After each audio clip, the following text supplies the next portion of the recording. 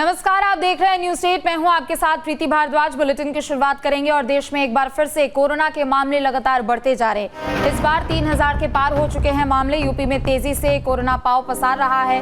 बता दें कि नोएडा में पॉजिटिव मरीजों की संख्या 62 पहुंच चुकी है और पिछले 24 घंटे में 5 नए मरीज मिले हैं।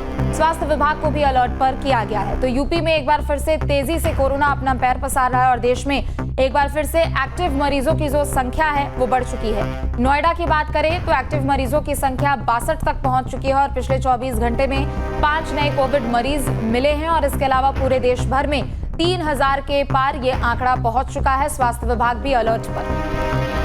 नोएडा में पॉजिटिव मरीजों की संख्या 62 पहुंच चुकी है और पिछले 24 घंटे में 5 नए मरीज मिले हैं। स्वास्थ्य विभाग को भी अलर्ट पर किया गया है। तो यूपी में एक बार फिर से तेजी से कोरोना अपना पैर पसार रहा है और देश में एक बार फिर से एक्टिव मरीजों की जो संख्या है वो बढ़ चुकी है। नोएडा की बात करें तो एक्टिव मरीजों की संख्या 62 तक पहुंच चुकी है और पिछले 24 घंटे में 5 नए कोविड मरीज मिले हैं और इसके अलावा पूरे देश भर में 3000 के पार ये आंकड़ा पहुंच चुका है। स्वास्थ्य विभाग भी अलर्ट पर। झांसी में गिरा है सेना का ड्रोन। ग्रामीणों में दहशत का माहौल है। आवाज के साथ ब्लिंक लाइट देख दहशत में आए हैं ग्रामीण। बबीना सैन्य के 7 मैक यूनिट का ये ड्रोन था। टेस्टिंग के दौरान ड्रोन गिरा था। बबीना थाना क्षेत्र के मनकुआ गांव की ये पूरी घटना बताई जा रही है। तो ड्रोन की एक तरफ तस्वीर है आपके सामने जो कि झांसी में गिरा, जिसके बाद ग्रामीणों में दहशत का माहौल कायम हो गया। बता दें कि टेस्टिंग के दौरान ये ड्रोन अचानक से जा गिरा। सेना का ये ड्रोन है। आवाज के साथ ब्लिंक लाइट देकर ग्रामीण दहशत में आ गए। हालांकि टीम वहां मौके पर पहुंची, ड्रोन को हटाया गया। बबीना सैन्य के 7 मैक यूनिट का ये ड्रोन था। टेस्टिंग की जा रही थी और इसी दौरान ये ड्रोन गिरा और इलाके में दहशत। संभल के कल्की धाम पहुंची ममता कुलकर्णी। आचार्य प्रमोद कृष्णम के बुलाने पर कल्की धाम पहुंची। साप्ताहिक शिलादान कार्यक्रम में शिलादान करेंगी। दोपहर में प्रेस कॉन्फ्रेंस भी वो करने वाली है। आचार्य प्रमोद कृष्णम कल्की धाम के पीठाधीश्वर है। तो आचार्य प्रमोद कृष्णम के बुलाने पर ममता कुलकर्णी कल्की धाम पहुंची और दोपहर में वो प्रेस कॉन्फ्रेंस भी करने वाली हैं। संभल के कल्की धाम पहुंची है। तस्वीरें हैं आपके सामने। आचार्य प्रमोद कृष्णम जो कि पीठाधीश्वर है कल्की धाम के, उनके बुलावे के बाद वो यहां पर पहुंची। उनका स्वागत भी किया गया। संभल में गत्ता गोदाम में भीषण आग लग गई। लाखों का सामान जलकर खाक हो चुका है। अज्ञात कारणों से आग लगी है। स्थानीय लोगों ने आग पर काबू भी पा लिया। चंदौसी कोतवाली क्षेत्र के जारई गेट का ये पूरा मामला।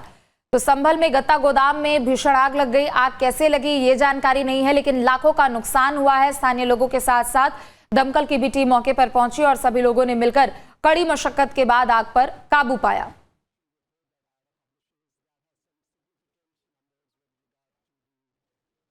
तो यूपी में कोरोना को लेकर अलर्ट है। श्रावस्ती में अस्पताल पूरी तरह से तैयार भी है। L1 और L2 हॉस्पिटल को एक्टिव मोड में रखा गया है।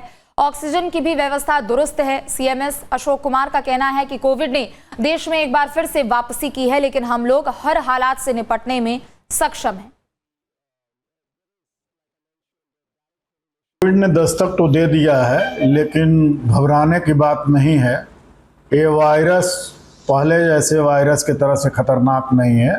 ये जनरल वायरल फीवर जिस तरह से होता है उसी तरह के इसके लक्षण हैं और ये दवाओं से ठीक हो जाएगा। इसमें किसी भी पैनिक की ज़रूरत नहीं है। केवल लोगों को सतर्क होने की ज़रूरत है। जब भी वायरल फीवर के लक्षण आते हैं डॉक्टर को दिखा करके दवा लेने की ज़रूरत है। आराम करें, पौष्टिक आहार लें, बचाओ। टीकाकरण हम लोग ऑलरेडी करा चुके हैं। कोविड की जैसी न्यूज़ आ रही है कि कोविड लगातार बढ़ता जा रहा है, उसके दृष्टिगत हमारे पास पर्याप्त मात्रा में ऑक्सीजन कंसंट्रेटर उपलब्ध हैं। हमारे पास उस तरह के पूरी व्यवस्थाएं जैसे जंबो सिलेंडर्स, ऑक्सीजन की व्यवस्था, ये सब है। प्राइमरी जो पेशेंट हमारे पास इस तरह का लगता है जिसको सांस फूल रही है या जिसको कई दिन से बुखार आ रहा है, 2-3 दिन से लगातार बुखार आ रहा है, उसके लिए हमारे पास ऑक्सीजन कंसंट्रेटर से और जो पल्स ऑक्सीमीटर होता है उससे हम लोग सबसे पहले उसको मॉनिटर करते हैं कि उसका ऑक्सीजन शरीर में पर्याप्त है कि नहीं है। पॉजिटिव आता है तो उसको हम लोग भर्ती कर सकते हैं।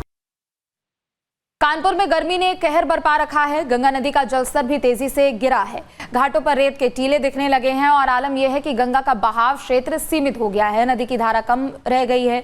जलस्तर गिरने से पानी की किल्लत बढ़ सकती है। गर्मी बढ़ने के साथ साथ गंगा में पानी भी कम होता जा रहा है। गंगा का प्रवाह क्षेत्र बेहद सीमित नजर आने लगा है। कानपुर में गंगा बेहद कम दायरे में बहती हुई नजर आ रही है, जबकि इसका प्रवाह क्षेत्र बहुत ज्यादा है। गंगा के बीच में ही अब रेत नजर आने लगी है। ऐसे में यह कहा जा रहा है कि आने वाले वक्त में गंगा में पानी और कम होगा और ऐसे में कानपुर शहर में रहने वाले तमाम लोगों के लिए पीने के पानी का संकट भी पैदा हो सकता है। दरअसल गंगा के पानी को शहर में सप्लाई किया जाता है। इसको ट्रीट करने के बाद, पीने योग्य बनाने के बाद तमाम मोहल्लों में गंगा के पानी की सप्लाई की जाती है। ऐसे में जिस तरीके से गंगा का जलस्तर लगातार घट रहा है, ऐसे में आने वाले दिनों में खतरा बढ़ सकता है। वहीं तस्वीरों में आप देख सकते हैं कि गंगा का जो प्रवाह है, जो बहुत दूर तक हुआ करता था, अब बेहद कम क्षेत्र में सिकुड़ा हुआ नजर आ रहा है। घाटों से गंगा बेहद दूर हो गई है। हम सरसैया घाट पर मौजूद है और आप देख सकते हैं कि कहाँ पर घाट है और कहाँ पर गंगा की धारा है और गंगा के बीच में भी रेत दिखाई पड़ रही है। ऐसे में ये माना जा रहा है कि जिस तरीके से गंगा का जलस्तर कम हो रहा है, वह आगे आने वाले दिनों में खतरे की घंटी बन सकता है और गंगा का पानी जो शहर में सप्लाई किया जाता है, उसके प्रवाह में दिक्कत आ सकती है। हालांकि जो संबंधित विभाग है, उसने ड्रेजिंग की व्यवस्था की है और गंगा के पानी को कम सीमित क्षेत्र में बांध करके शहर में सप्लाई को सुनिश्चित करने की कोशिश की जाएगी। Video journalist Asif Shah, Shyam Tiwari, news state Kanpur.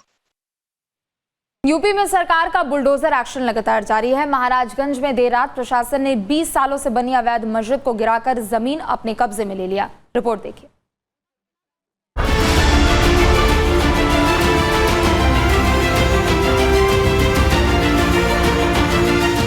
Maharajganj में अवैध मस्जिद पर चला बुलडोजर।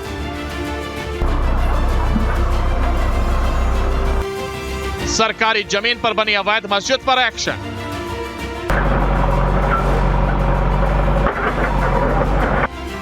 सरकारी जमीन पर हुआ था निर्माण।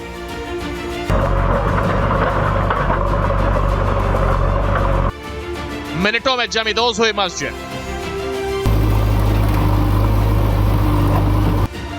अवैध कब्जाधारियों में मचा हड़कंप।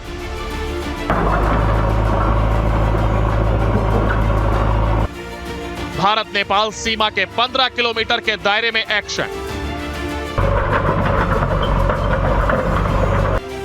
20 सालों से अवैध ढंग से बनी थी मस्जिद। यूपी के महाराजगंज से सटे भारत नेपाल बॉर्डर पर बुलडोजर एक्शन जारी है। बॉर्डर के 15 किलोमीटर दायरे में स्थित सरकारी जमीनों पर बने मदरसे, मजार, मस्जिद और अन्य ढांचों को गिराने का काम जोरों पर है। सरकारी भूमि पर अवैध रूप से बने मस्जिद को प्रशासन ने बुलडोजर चलाकर गिरा दिया। नौतनवाम तहसील क्षेत्र के मोगलहा गांव में करीब 20 सालों से मस्जिद बनाकर अवैध कब्जा किया गया था। प्रशासनिक अधिकारी फोर्स के साथ बुलडोजर लेकर मौके पर पहुंचे और बुलडोजर से अवैध अतिक्रमण को ध्वस्त कर दिया। तहसील टीम के अनुसार मजार के पास बनी मस्जिद सरकारी भूमि पर अवैध रूप से निर्मित की गई थी। राजस्व टीम ने पहले ही मस्जिद को गिराने का अल्टीमेटम दिया था, लेकिन कोई कार्रवाई नहीं की गई। गांव में अवैध मस्जिद पर हुई इस कार्रवाई से कब्जाधारियों में हड़कंप मच गया। आपको बता दें कि मुख्यमंत्री के निर्देश के बाद बॉर्डर से सटे जिलों में 15 किलोमीटर के एरिया में बने अवैध मदरसे, मजारों और मस्जिदों पर लगातार कार्रवाई की जा रही है। ये कार्रवाई बहराइच, श्रावस्ती, महाराजगंज, सिद्धार्थनगर, लखीमपुर खीरी और गोंडा बलरामपुर में हो रही है। Team news state. जहां भक्ति है हर शब्द में, कथाओं में छुपे हैं दिव्य रहस्य और ज्योतिष देता है जीवन को दिशा। धर्म से जुड़ी हर बातों को जानने के लिए हमारे चैनल स्तुति को सब्सक्राइब करें। चैनल पर जाने के लिए इस लिंक पर क्लिक करें।